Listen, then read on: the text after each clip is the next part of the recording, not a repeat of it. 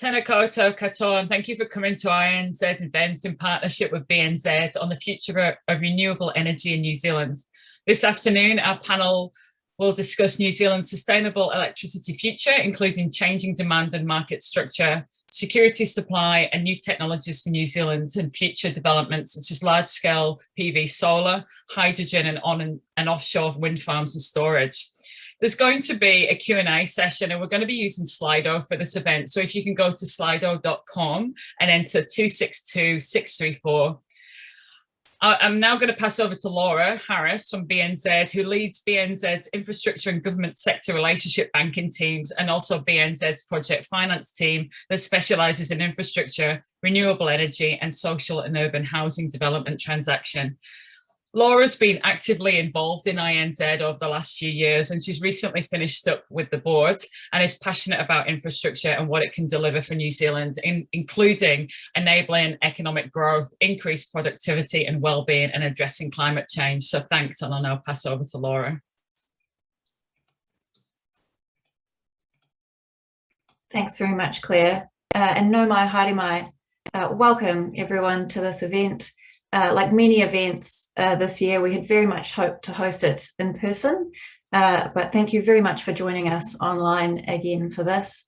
We look forward to hosting an in-person event with Infrastructure New Zealand in the new year in February in Wellington. There's the camera. Pre-COVID, Infrastructure New Zealand undertook a stocktake of New Zealand's infrastructure assets and found that whilst there was a significant underinvestment in the transport, urban development and water sectors, the sectors that had invested well and are largely run by the private sector were energy and telecommunications. Like infrastructure, energy is a broad sector, including transport, industry and electricity, and it will be a significant contributor to achieving New Zealand's target of net zero carbon emissions by 2050. Today, we'll just be focusing on renewable electricity, in particular as part of that overall energy system. New Zealand's target of 100% renewable electricity generation by 2030 and increased electricity demand as we electrify our transport industrial processes will require significant electricity generation and transmission investment not seen in New Zealand for decades, creating significant new infrastructure investment and development opportunities. At BNZ, we have a role to play in supporting decarbonisation, and as part of our sustainability strategy, we have committed $10 billion of financing by 2025.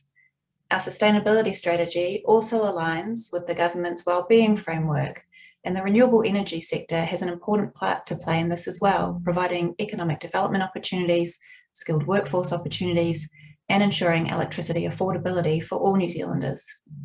We've got a great panel lineup today, including James Flannery, General Manager Strategy at Contact Energy, who leads their wind development and the Southern Green Hydrogen Project, Angela Ogier, Associate Director at EY, leading studies on hydrogen and decarbonisation of energy systems, Blair Walter, the Renewable Energy Lead at Oricon and Chair of the New Zealand Wind Energy Association, Simon Curry, Principal at Energy Estate, providing strategic consulting, transaction advisory and project development services to the global energy sector.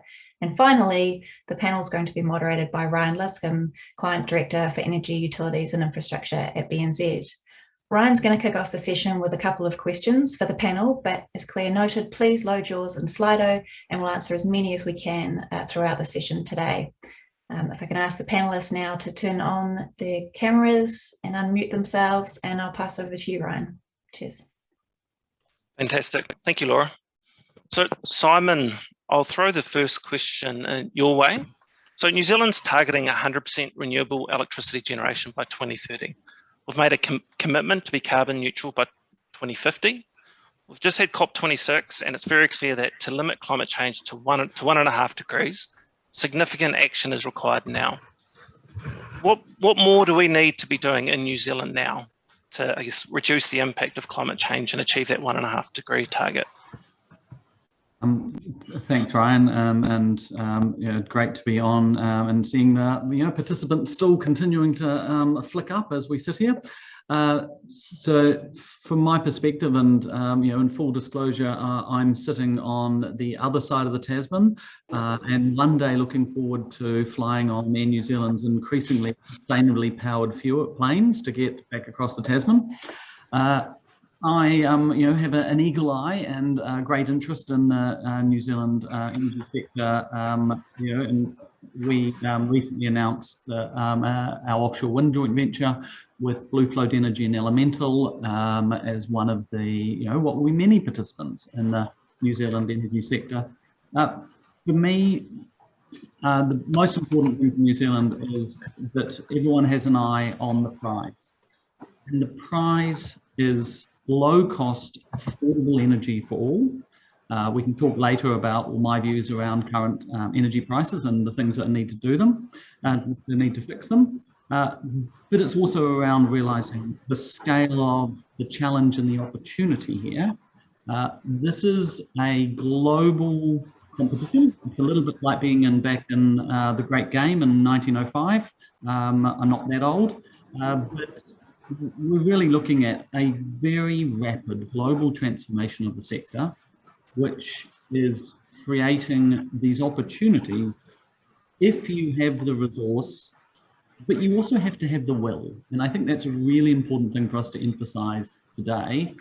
People have got to want to see a lot more wind turbines. They've got to want to have, land being used for solar, and we've got to be very clever how we use land for solar.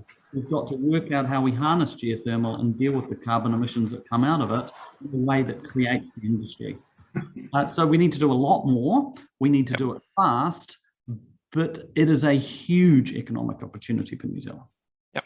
So really lean into the challenge ahead of us and have a strategy and have an honest conversation around it. I guess, Angela, over to you. Any further comments? Anything to add? Yeah, I think I want to underline Simon's point really around the huge opportunity because everyone is facing this challenge at the same time. We know from the last report that was released in October from the Intergovernmental Panel on Climate Change that we're now at code red. We really need urgent action on climate change to be able to decarbonise our energy systems.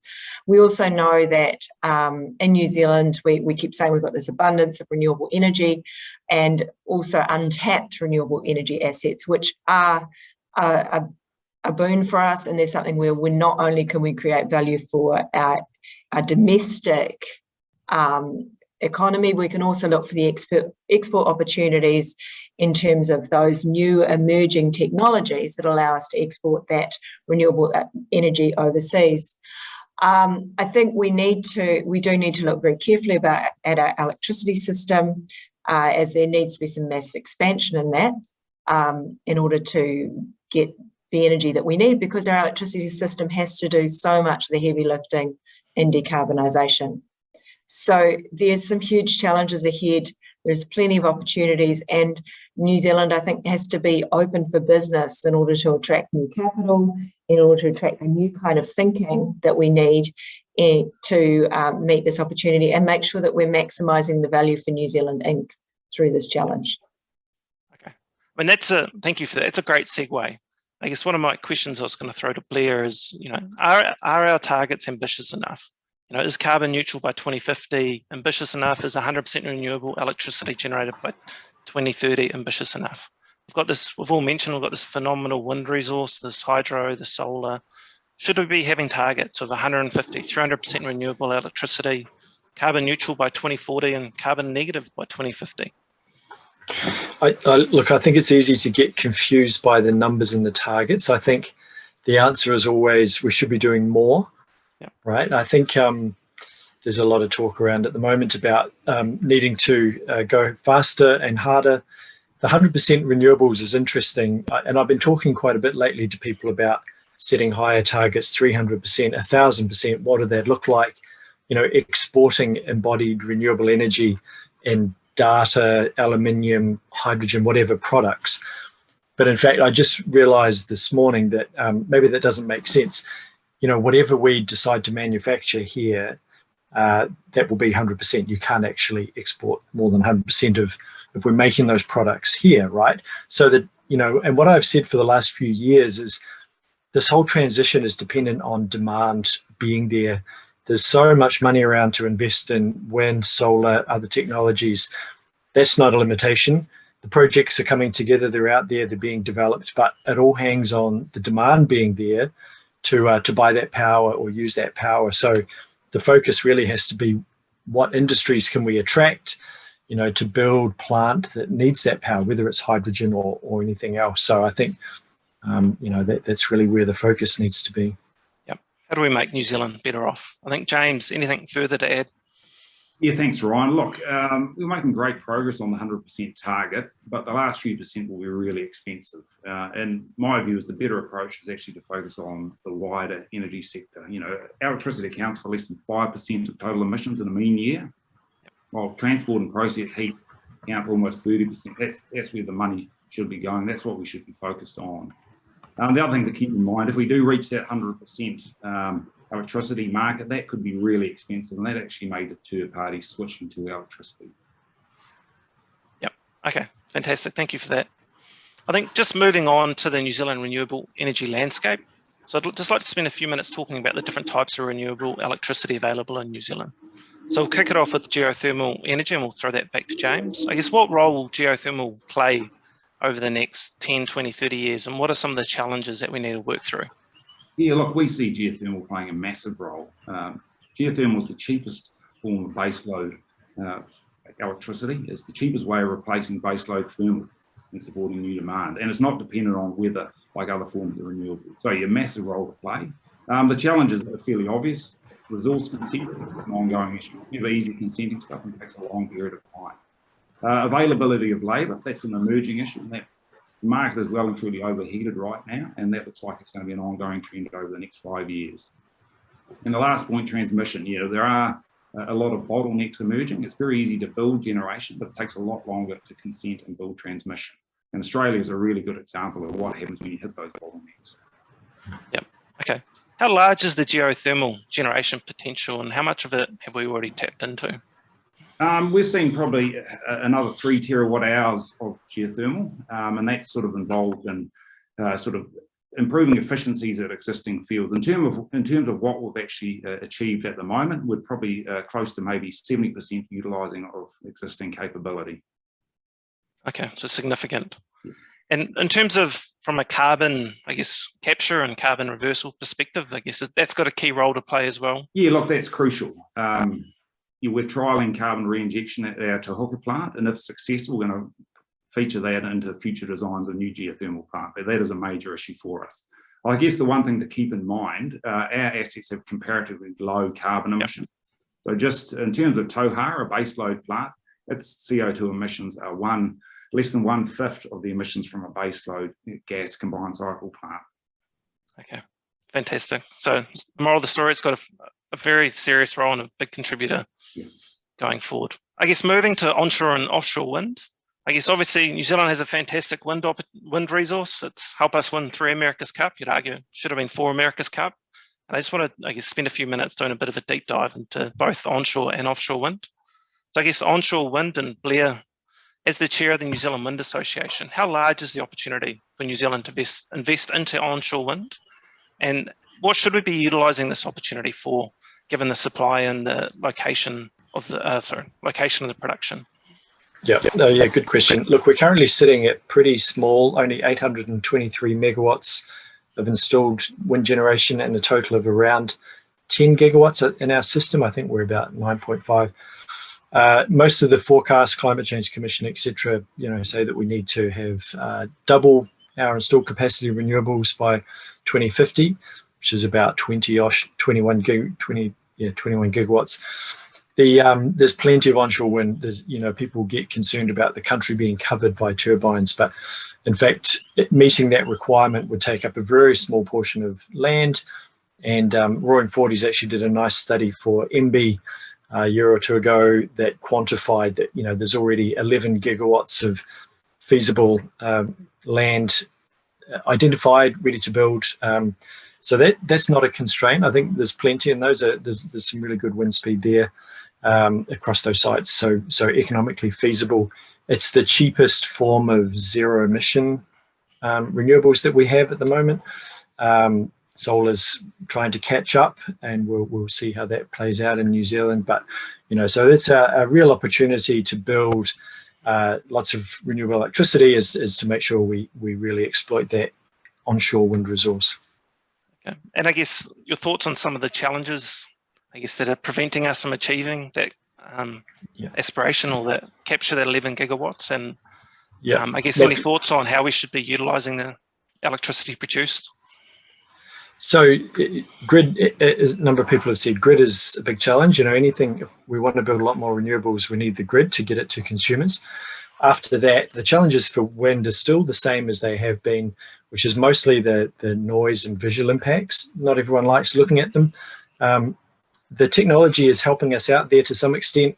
We're moving to larger turbines that are optimized for moderate wind speeds, which means we can be down off the ridge lines. All of our projects historically needed to be up on the top of the ridges for maximum wind, but that means maximum visibility as well, and noise production, propagation down into valleys. But we've now seen Waipipi constructed, which finished into operation started this year. That's our first sea level wind farm, and it just opens up a whole lot more land area where we can try to site turbines where they don't have the effects on people that historically have. So I think the technology is helping us in that regard. Okay, fantastic. I think it sort of aligns with what Simon's mentioned earlier. We need to embrace the visual aspect of it, and it is doing our bit. So I guess moving on to the offshore wind opportunity, I think, Simon, I'll throw this one your way. I understand offshore wind's been in Europe and Asia for years, but this technology is new in New Zealand. I guess perhaps you could provide an update or an overview of how it sort of works and what the potential opportunity is. What's your thoughts on? Is it going to be fixed turbines? Is it floating turbines? And I guess what are some of the opportunities, and how should we be using some of the power or potential power that can be generated? Right. Well, I mean, I was fresh off the boat in the UK from New Zealand when I worked on my first offshore wind farm, and I was pretty excited. I think it was all of 30 megawatts, and it was I probably could have thrown a boomerang if I knew what a boomerang was then, and hit it. And that's when we started, and we made countless mistakes. I used to travel around the world telling everyone why they shouldn't do offshore wind because it was crazy and we were wasting money and doing all sorts of things like punching through the array cables the day after we put the platforms in. You just don't want to know the lessons we learned. We've moved a long, long way for that. I moved from the UK to Australia 7 years ago, and I really thought I was leaving offshore wind behind. I had no idea then, because we were still at about 130 euros a megawatt hour, and we'd been sort of stuck. We hadn't really moved. There was a whole lot of groups talking about cost reduction. Bloomberg was literally just, laughing at the prospects of offshore wind leaving Europe, and was just saying Europe's going to be left with an uncompetitive energy source forever. And that has changed very, very significantly. I don't know if anyone from Bloomberg's on, but if you want to effectively look at what's not the right prediction, look at what Bloomberg is saying and then go forward 5 years, because they did the same on hydrogen. They did the same on coal refurbishment. Of course, they'll come after me, but that's usual. We've seen cost reductions very significant. What New Zealand is going to benefit from in the same way with solar, in that a lot of other countries have done the heavy lifting. Now, New Zealand did some of the heavy lifting with wind when we went early in wind and bought, as Blair was saying, we put it on the top of the ridges, we bought some noisy, fast running machines, because that's all it was. We've now got much more efficient solar panels, so we can effectively more efficiently use land. And for offshore wind, we'll be able to site them in a place where we're happy with the siting and capture the maximum energy we can from that offshore wind. But this is an industry, again, we've got to decide whether we want to have. There will be impacts on communities. We've seen the recent issues around seabed mining. Now, I could talk about why I don't like seabed mining for many days. I don't put offshore wind in the same category as seabed mining, but we have very strong cultural attachments. We have a very strong commercial and individual fishing industries. We need to think very carefully around, is this the right choice for New Zealand to be using this resource we have, and we've got world class. If you go down off, where James has his hydro, if you go off down into the great southern coast, it's as good as anywhere in the world. But do we actually want to go and capture that? So I think there's a cultural challenge. Economics, we're seeing the numbers get down very, very, much lower than everyone has expected. We're now into sort of that sub 50 euro, which right now in New Zealand, you'd love, half a terawatt hour of sub 50 euro power coming in every time, with high degree of certainty every day. Yep. Is it just I guess, in terms of the total potential, is it North Taranaki, South Taranaki, Southland? How many gigawatt are we potentially talking? Is it just? Well, so you wouldn't. So Andy Evans, MotionX, and there was the conference, and so Venture Taranaki are doing a fantastic job, as is Ariake, to look at the potential of the industry. Andy Evans from MotionX mentioned Waikato. Our consortium are also very focused on the Waikato and getting power where you need it. Let's not beat around the bush. If we can't replace Huntly, we've already had Otahu close.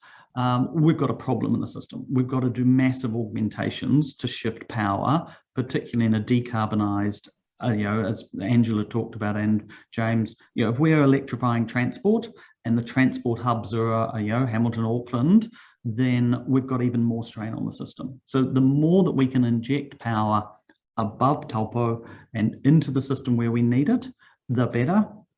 So watch out for the Waikato as well as Taranaki and Southland. Okay. I mean, I was going to ask if we've got this untapped capability or potential with the onshore wind, I guess why would we go offshore given the costs and things like that? But is it fair to say, I guess, is it location and proximity to demand is probably one of the key considerations? Well, you look at the great work that Transpower have done with Te Marahiko, which is effectively the start of an integrated system plan and plotting the future. We need a lot. Again, the 2050 numbers. We're talking a lot about electricity. We haven't talked about, as Blair said, the increased demand. We've now got more and more cables coming in. We will have onshore data and be helping the world with all the rest of their data. We will have manufacturing come, and we will decarbonise transport. We export most of our stuff by ships. Are we going to bring the green ammonia from Australia to ship our dairy products to the world, or are we going to make our own green ammonia in New Zealand, like at Tiwai, and power the ships that are coming out of New Zealand? We need a lot, and that's where we see offshore wind being the bulk power substitute for the gas that we've relied on over the last few years. Okay, so it's not an either-or, I guess, decision to be made. Okay, so I guess moving on to hydrogen, I guess in the current landscape, it's hard to talk about renewable energy without mentioning green hydrogen. It's everywhere at the moment, and I guess, James, appreciate if you can please provide a quick overview and I guess an update on Southern Green Hydrogen. Yeah, thanks, Ryan. Yeah, look, everyone is talking about green hydrogen, and we're in a very special place in New Zealand. Southern Green Hydrogen is a joint development between Contact and Meridian, and we're looking at developing 600 megawatt baseload green hydrogen plant in the Lower South Island from 2025 onwards. And the scale is impressive. At 600 megawatts, that would be 30 times larger than the world's current largest green hydrogen plant. The plan for the project is in two phases. The first phase is an export-led facility targeting markets in Asia. And the second phase would be actually using that immediate scale created by exporting to actually drive the local hydrogen market. And we've recently completed a registration of interest process. We've had a massive amount of interest from international and domestic buyers. This covers all green hydrogen products from all the main sectors. And the next stage of the process is to run a request for proposals, and we're intending to get that out before Christmas, and that's going out to a short list of respondents, and we're aiming to get responses back by the middle of next year. Okay, sounds like an exciting 2022. In terms of, I guess, from a transport perspective, any views on how the green energy is going to be potentially transported to Asia under an export scenario? Is it green ammonia? Is it liquid nitrogen? And I guess the following question. Yeah, look, given that ammonia is a well-traded commodity right now, it's easiest to actually transport ammonia. Longer term, 10, 15 years, the preference would be to transport that as liquid hydrogen, and you can access a wider range of markets with liquid hydrogen, but that technology isn't yet commercial. Yeah, so ammonia is the first product that would be looking to manufacture. Okay.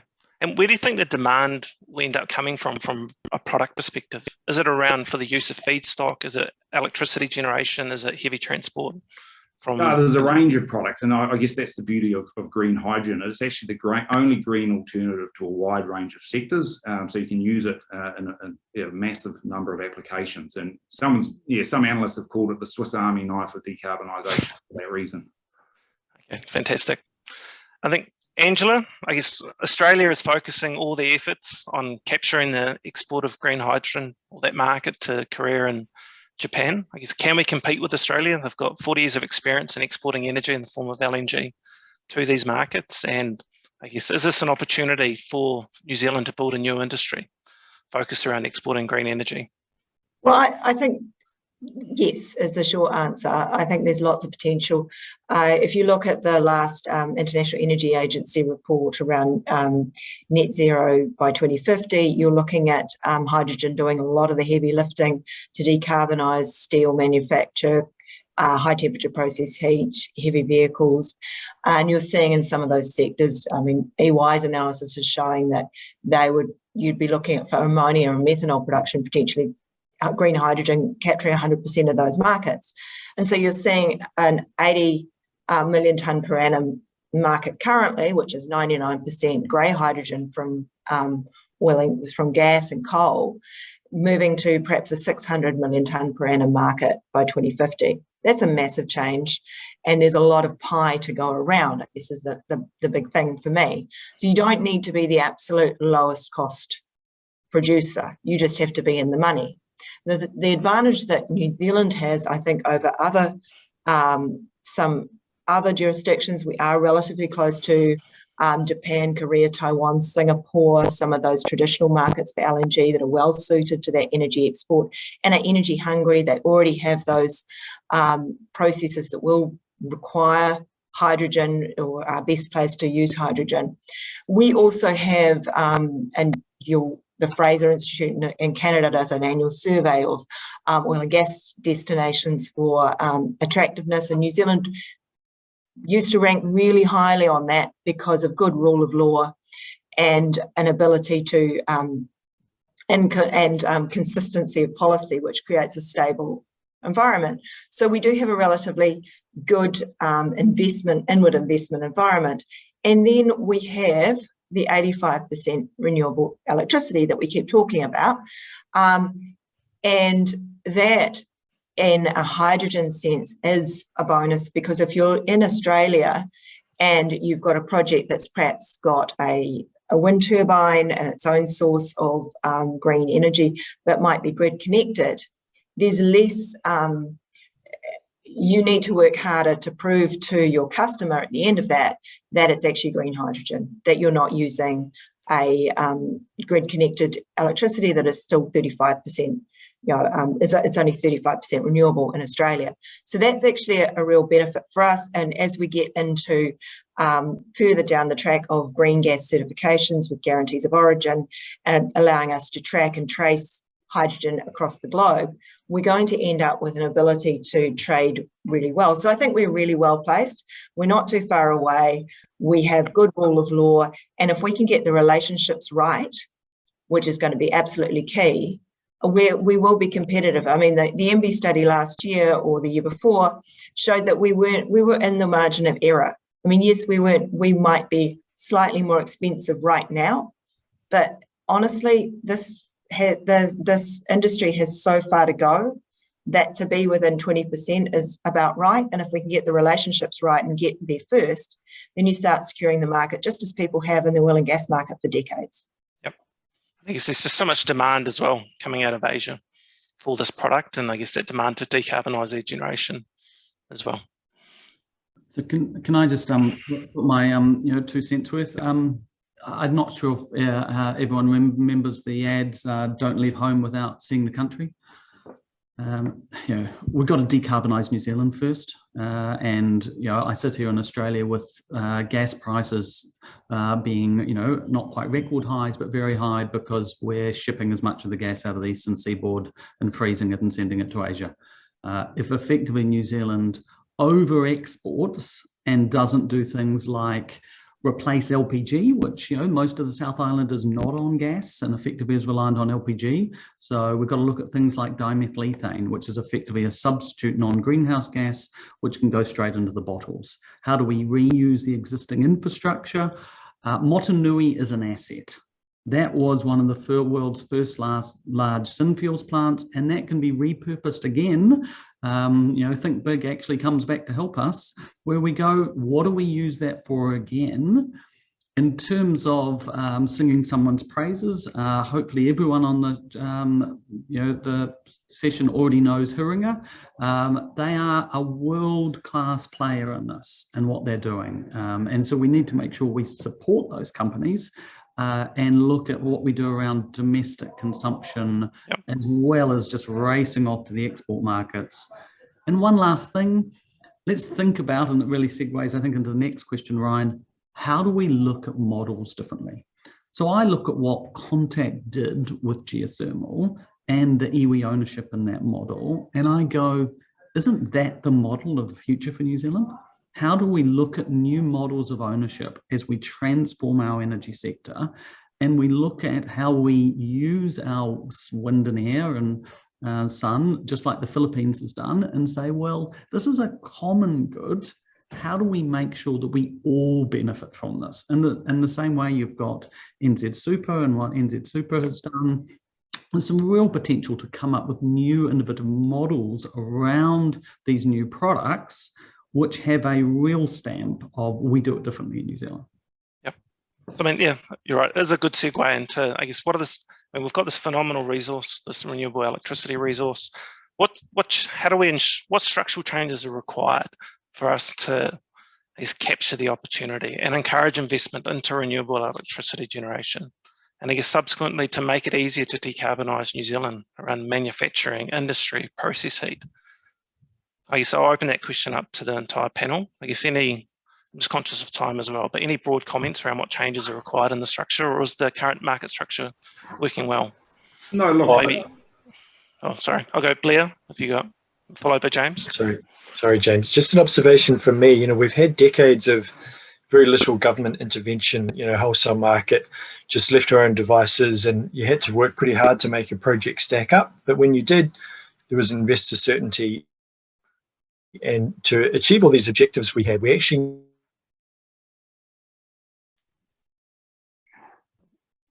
Lost you. It's obviously too windy. Blair, you're on mute, I think. Sorry about that. It just dropped for a sec. We need to restructure the market. We need to bring in the ability to have large-scale storage. And, there's a risk here that the government hasn't done market restructuring in electricity for many decades, and we need to make sure we get that right and don't deter the investment that's out there. And the other little nuance is that we have new generation now cheaper than existing, which is unusual. Historically, we've built our next generation project when the price has increased enough to afford its next most expensive build. But with wind and solar and geothermal coming in cheap, it's actually, it can undermine or cannibalize revenues from existing generations. So there's a few nuances here we just have to be pretty careful about as we restructure the market. Yeah. Okay, James, over to you. Yeah, thanks, Blair. Some really good points, and I'd sort of agree with that. That you will see, falling costs of new renewables, and that's a great trend. But I guess we're left with, the cost of transmission is just too high and too uncertain for parties looking to switch from fossil fuels to electricity. One idea is actually, to reduce Transpower's weighted average cost of capital to something close to a social rate of return and make it far cheaper and easier for parties to connect to that grid. Yeah, I think just following on from James's points, there is also that first mover disadvantage for people connecting to the grid and the connection costs. And we need to structure the connection costs so that we're helping businesses finance that cost, and that doesn't become a barrier, because currently that first person to connect to the grid bears the cost, and that is a can be significant. I mean, I remember Fonterra putting out some numbers that were pretty shocking for conversion of their plant, and that needs to be removed. And I think we do need to look at encouraging, to Blair's point as well, encouraging perhaps some contracts for difference or some kind of mechanism to bring on new renewables and underwrite that investment, because last year in 2019, 2020, 130 megawatts was brought on in terms of new generation. 100 megawatts of that was gas. So, and we've got to build between 400 and 600 megawatts per year of new generation to build the electricity system we need. That's a huge ask, and so we've got to change something in that equation. So my whole career has been effectively in the dry electricity system, and the terrace dries were right up there with the Canberra dries in terms of a very, very dry economist view of how we need to do the sector. But when you look at what's happening globally now, that's moving, because people are saying it's no longer just about putting the private sector in there and letting them go. There's all this around, and Ashok Sharma talked about the currency of collaboration. We need a regulatory system which allows, as Angela said, you to actually collaborate to get to the outcome. So, and we're starting to see some really good models that come in. And I think I don't know if we're going to touch on it later, Ryan, but I'm sure we'll all, by the end of 2022, be sick of hearing about RESs and what Transparent MB will be coming out with. And the idea of the RESs is to cluster it together and achieve those outcomes. It's not to have seagulls to a chip and have everyone in the communities going off. There's just wind farms and solar farms all around them. But it's about trying to achieve the right price outcomes for people and effectively have people collaborating to achieve lower costs. Yep, everyone working to achieve a common outcome and a common goal is important in this. So I think just moving into the security supply, and I know Blair, you sort of mentioned storage previously. I mean, there's significant investment going into wind and solar. How do you think we should be trying to manage the challenges associated with the variability of wind and solar and hydro, and I guess developing intraday and potentially intra-season storage? This is very topical at the moment. Any views, Blair? Yeah, and we, I always used to brag that we were superior to Australia. We were more advanced in renewables, wind in particular. But we have to really look at the advances there in wind and solar, and then what that's brought is the need for batteries in the short term, and then other long duration storage, pumped hydro, flow batteries, thermal energy storage. I'm getting quite excited about. So all those products, all those technologies are at different stages of economic maturity and coming in available, and they've all got a role to play.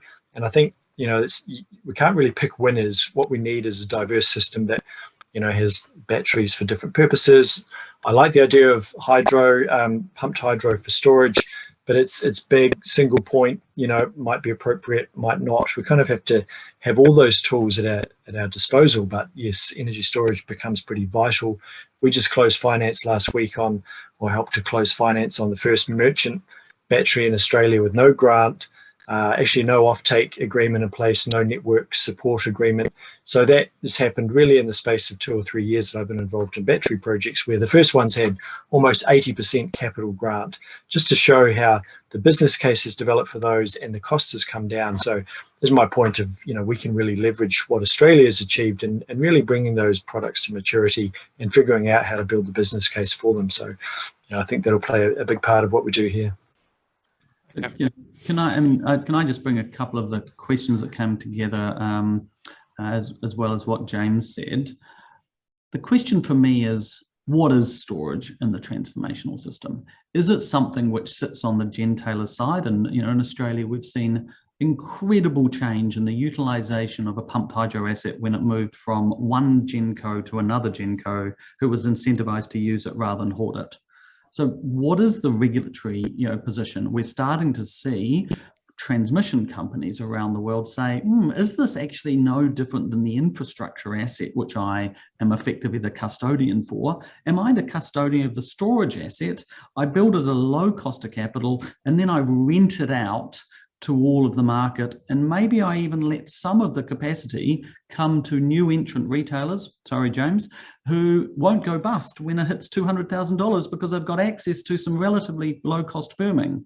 And we've just seen Bulb in the UK go bust.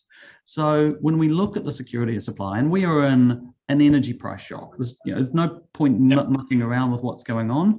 We need to think about what are the structural changes we need to invest, and then we need to decide how are those assets made available to the market in order to drive the outcomes we're going to achieve. I don't think we've got the mechanisms right yet. And the one thing I would put a push for, and it wasn't great to see it in the MB alternatives, is compressed air. And the reason I like compressed air and long duration compressed air is you're not locking up water for other uses in New Zealand. And I think we've got to be really focused going forward in New Zealand to say, what is the water hierarchy and what do we use it for? And every megawatt of wind and every bit of compressed air is litres and litres of water, which potentially can be used for other purposes. And so I think when we look at what we make money from, we've got to think that through. Okay. And I guess, Angela, what role does natural gas have in the short to medium term to support security of, energy supply as well? Well, gas is producing 20% of our gas is used for electricity generation, and it's producing around 14% of our electricity when Huntly isn't burning. So it's pretty material, and it does underwrite our system. What we need to make sure that we do is articulate what the role of gas is going forward, and what we accept as a nation for gas. So that transition and phase down is going to be really important as we transition away from fossil fuel gas to biogas, hydrogen, other fuels. Because if we don't have that, then the investment signals for those developing our gas assets and maintaining our transmission system and our distribution systems aren't going to be there. And we could end up being high and dry when we need it. So actually getting together and saying, this is what gas is doing, and this is the role that gas will play, is going to be really important to make sure that the owners of those assets can invest and maintain those with confidence going forward, and that we leave ourselves the option of biogas and hydrogen in the future. Yeah, and I'll just add one final comment, Ryan, on the security supply. One other key sort of measures that's emerging now is demand side flexibility, and that exists on a large scale with something like Southern Green Hydrogen. Our view is that we can actually supply maybe up to 40% of New Zealand's dry year requirement by reducing the production of hydrogen during a dry year, which is a massive amount. That knocks out a huge amount of coal and gas. And at the other end of the spectrum, we have our own demand flex platform with our C&I customers, and we can control between 15 and 20 megawatts currently. And so that's just replacing a reasonable amount of coal and gas emissions as well. So sorry, I do have to also say that at the smaller scale, that customer end of things, there's the really small rooftop solar, EV batteries, home batteries, and that relationship with the customer that allows those to act as distributed energy resources. And that is a huge change. It's like a whole other webinar to start talking about that, because that is a change for our retailers, for our distribution networks, and all those, and it's a change for our customer data as well. So we have to set up all that infrastructure to allow our home consumers to also participate in that flexibility market as well. And that's something we're starting to talk about, but we're a long way from having the right regulatory settings for that. Can I just be a little bit more punchy? I think New Zealand has got an incredible opportunity to not just revitalise Taranaki with offshore wind, but to very quickly move away from fossil. We've got to think it through, and I'm not saying that we effectively head off the cliff like lemmings, but we've got to seize this opportunity. The customers want it. So we've got to be looking at ground source heat pumps. We've got to be looking at high temperature heat pumps. We've got to be looking at things like the Christchurch Airport precinct, which we're involved with. We will be looking at clean heat alternatives for industry and bringing the industry who needs heat into that precinct. We don't want to sit back in 20 years and go, no, if we'd tried harder, we could have got rid of natural gas and been really 100% pure.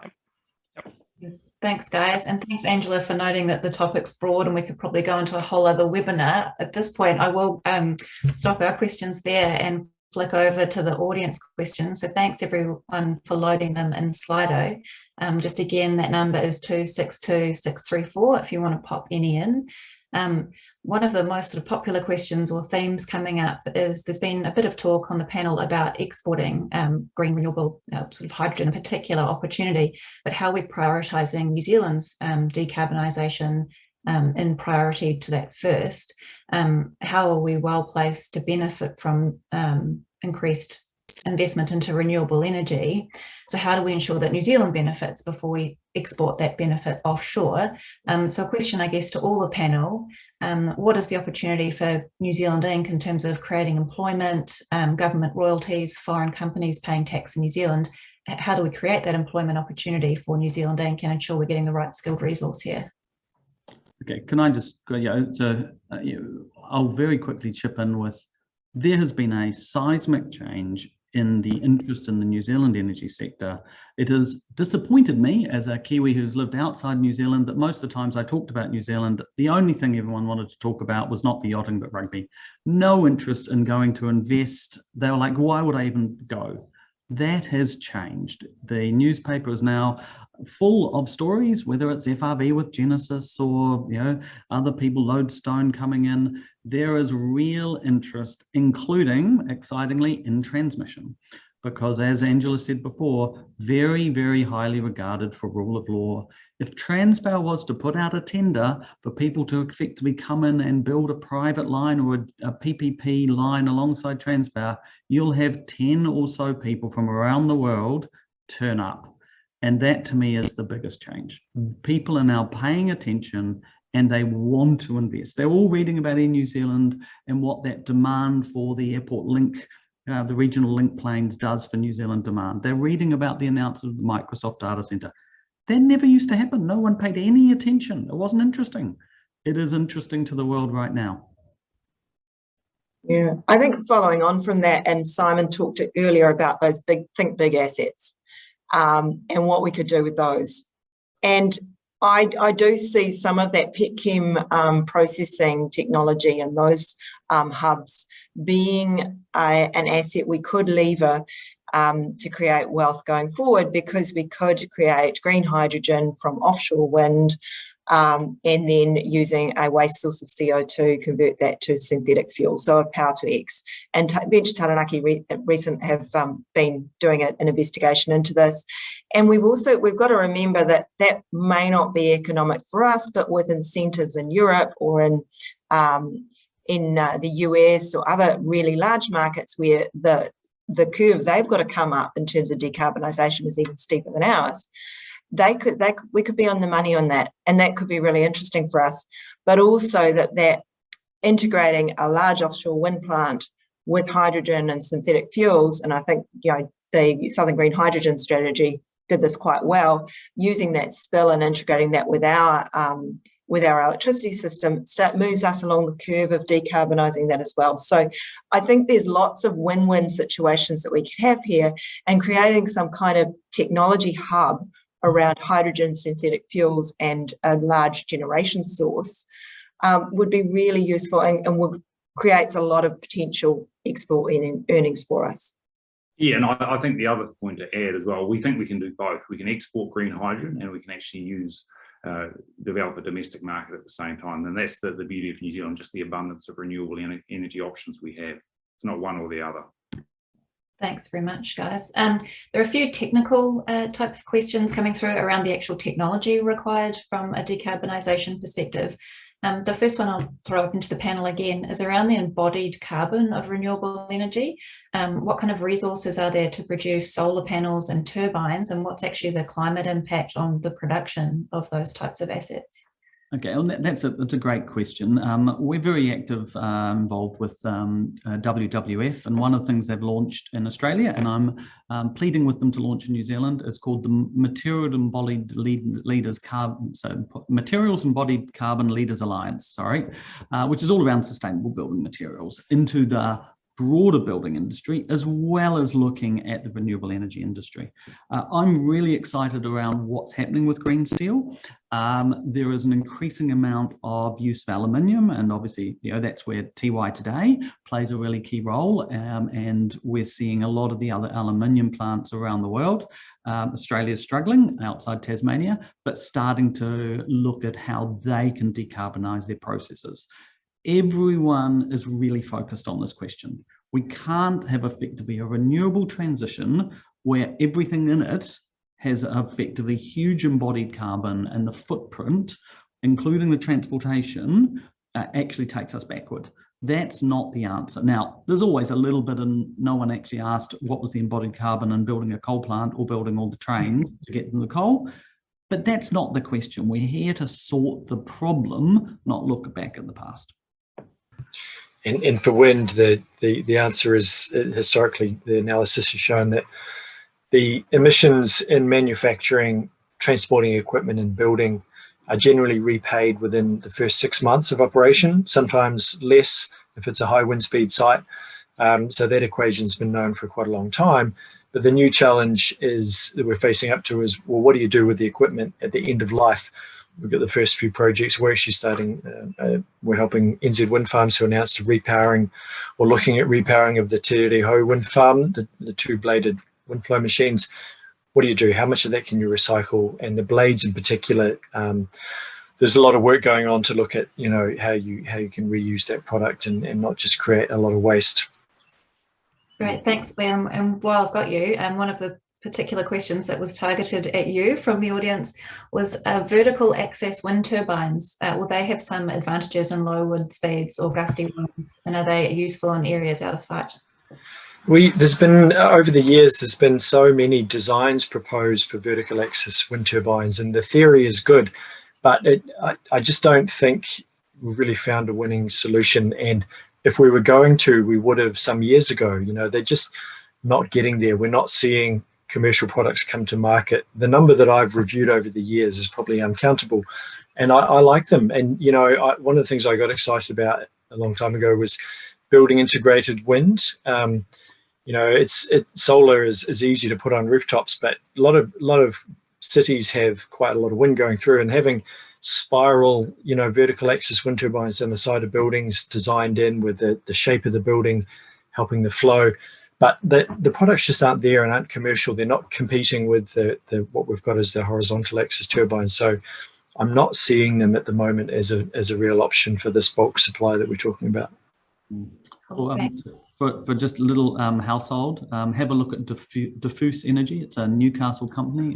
So like Blair, I've spent a lot of my career trying to make this work and failing, but I like the Diffuse for effectively, farmhouses in New Zealand, windy places. It's a small little unit which can be a nice little complement to the solar system.